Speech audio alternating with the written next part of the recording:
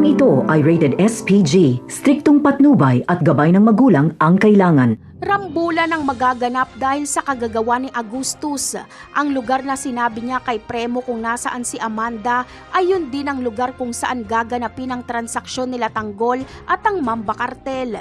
Kaya ikakagulat ni Premo dahil hindi lang ang mga tauhan ni Agustus ang kanilang makakaharap, pati sila Tanggol ay magkakabarilan din nila. Hindi kasi nila makikilala sila Tanggol dahil parang pulis ang suot nito. Ikakagulat din nila Tanggol dahil nandoon sila Supremo. Tatanggalin nila Tanggol ang kanyang maskara para makilala siya nila Mang Berting at Premo. Mag-uusap sila at sasabihin ni Supremo na pinapunta sila ni Agustus at ililigtas nila si Amanda. Dito ay mauunawaan ni Tanggol at Supremo na naset up sila ni Agustus.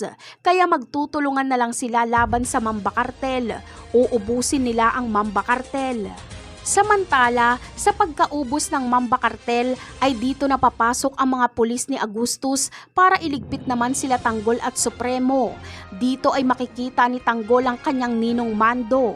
Wala siyang planong lumaban dito. Muntikan nang mabaril ni Premo si Mando pero ililigtas siya ni Tanggol. Sa kanilang pag-uusap ay sasabihin ni Tanggol sa kanyang ninong Mando na naset up sila ni General Pacheco dahil si General Pacheco ang nag-utos sa kanila na makipagtransaksyon sa Mamba Cartel. Aaminin din ni Tanggol kay Mando na protektor si Agustus ng Red Phoenix at protektor na nila ito ngayon. Kaya magbabago ang tingin ni Mando kay General Pacheco. Kalaban niya na ito. Matinong pulis si Mando. Kaya tutulungan niya si Tanggol at Supremo para mapatay si Agustus. Si Agustus ang kanilang maiisahan. Ano kaya ang magiging reaksyon ni Rigor kapag malaman niyang pinatay ni Tanggol si General Pacheco? Yan ang aabangan natin sa mga susunod na episode. Paalam!